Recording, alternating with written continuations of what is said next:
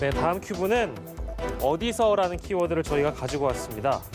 연일 추운 날씨가 계속되고 있는 상황인데 찬물이 담긴 욕조 속에 오랜 시간 앉아 있었던 9살 아이가 숨지는 일이 발생했습니다.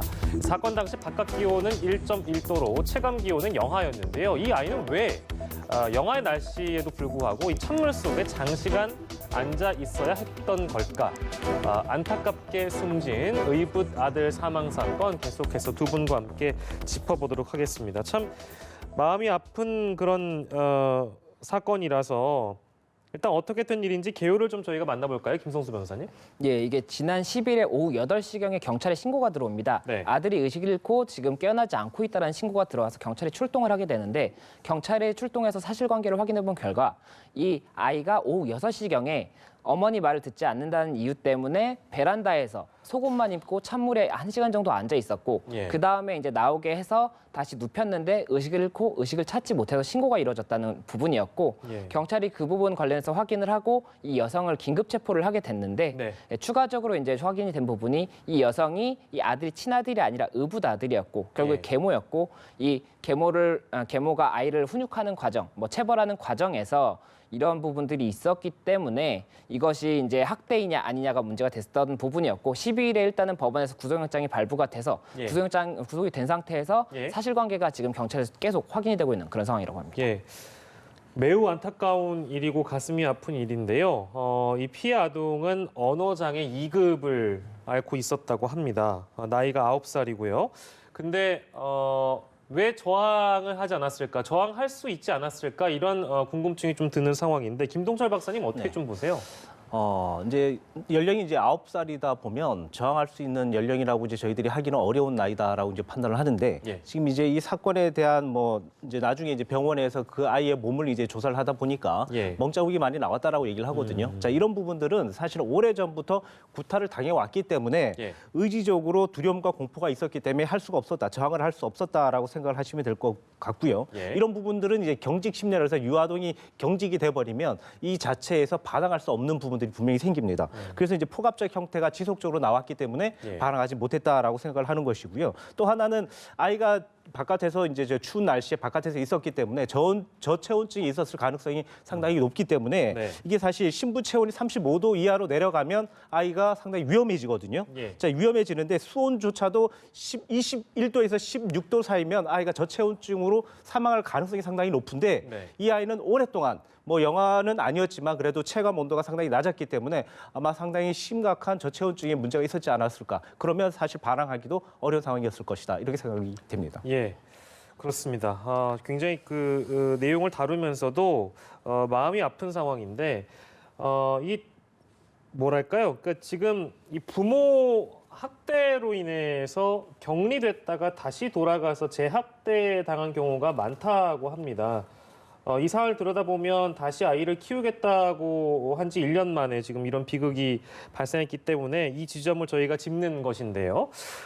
보호기관에서 보통 이제 아이를 돌려보낼 때 그런 절차 같은 것들이 있지 않겠습니까? 그러니까 1년 만에 이런 일이 발생했다는 거는 좀 바꿔 생각해 보면 만약에 시설에 계속 이제 있었다면 이런 일이 발생할 수 있었겠는가라는 어떤 의문점인데 검사 절차에 대해서 저희가 좀 짚어볼까요? 절차들이 예. 있습니까? 이게 조금 말씀을 드리자면 네. 이 아동 같은 경우에 2016년에 2차례 아동 학대 신고가 있었고 그로 인해서 네. 격리가 돼 있었습니다. 그래서 3년 정도 격리가 돼 있다가 이제 초등학교에 들어갈 시기가 되니까 친권자인 아버지가 다시 키우겠다라고 이야기를 했고 아이도 네. 동의를 해서 다시 가정으로 돌려보내졌다가 이런 조금 비극이 일어났다고 알려져 있는데 예. 이게 결국에는 실효성의 문제가 계속해서 나올 수밖에 없는 부분이 이 아동복지법 4조 3항에는 예. 이런 아동을 격리했을 때도 가능하면 가정에서 이제 안전하게 좀 자랄 수 있도록 조치를 해야 된다라고 예. 이렇게 규정이 되어 있는 규정이 있는 데다가 예. 아동학대 처벌법에는 이런 피해 아동에 대해서 보호 명령을 해서 격리를 할 수가 있는 것인데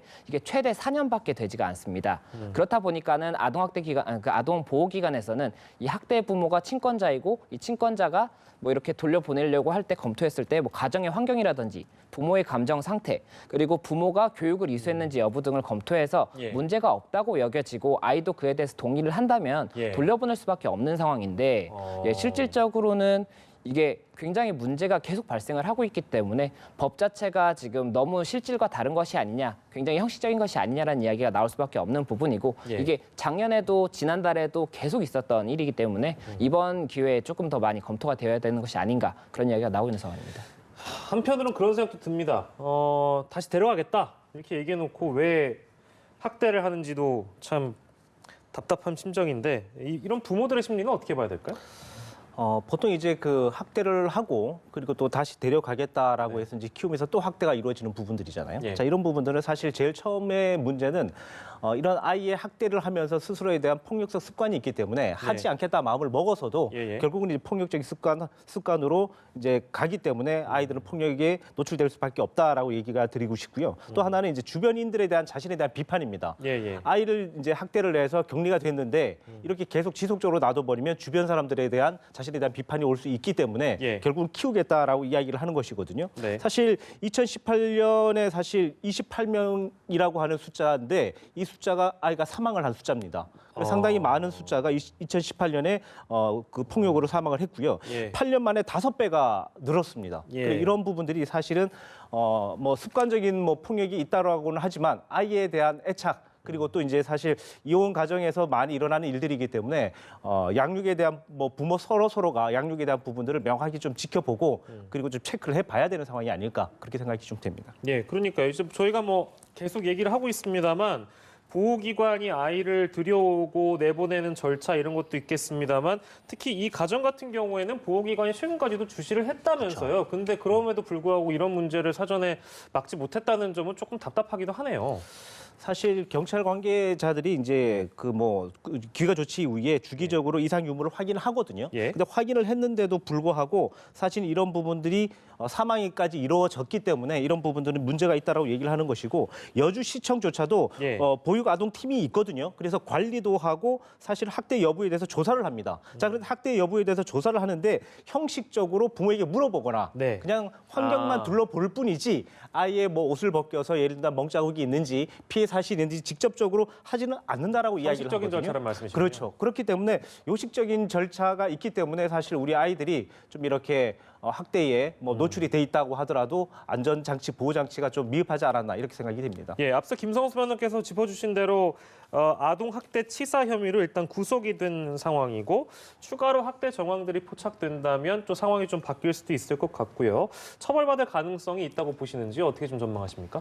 우선은 아동이 학대했다는 사실은 거의 명백한 것으로 보이기 때문에 아동 예. 학대에 관해서는 처벌이 이루어질 것으로 보이고 다만 이 부분 학대가 사망의 결과에 이르게 됐느냐 예. 이 인과관계에 대해서는 조금 검토를 해봐야 될 것으로 보입니다. 그리고 만약에 이 아동 학대에 있어서 살인의 미필적 고의 그러니까 예견할 수 있었다라고 본다면은 살인죄로도 좀 변경될 수가 있는 부분이고 네. 또 멍자국이라든지 뭐 여러 가지 지금 자국이 발견이 되고 있다고 하기 때문에 이 부분도 아동 학대의 뭐 혐의가 발견이 된다고 한다면 그에 대해서는 별도의 죄가 성립이 되거나 아니면 상습범으로서의 처벌도 가능하기 때문에 그런 부분들도 경찰에서는 조금 가능성을 열어두고 확인을 하고 있는 것으로 보입니다. 네. 뭐 저희 시청하시면서 또한 뭐 다른 미디어로 많이 접하실 텐데 특히 이 아동들을 학대하는 부모에 대한 어떤 처벌, 이 부모 중에 절반은 집행유예라고 합니다. 그렇기 때문에 이 특히 아동을 대상으로 한 학대 범죄 처벌 적용 범위가 너무 좁다 이런 지적들이 나오고 있어서요.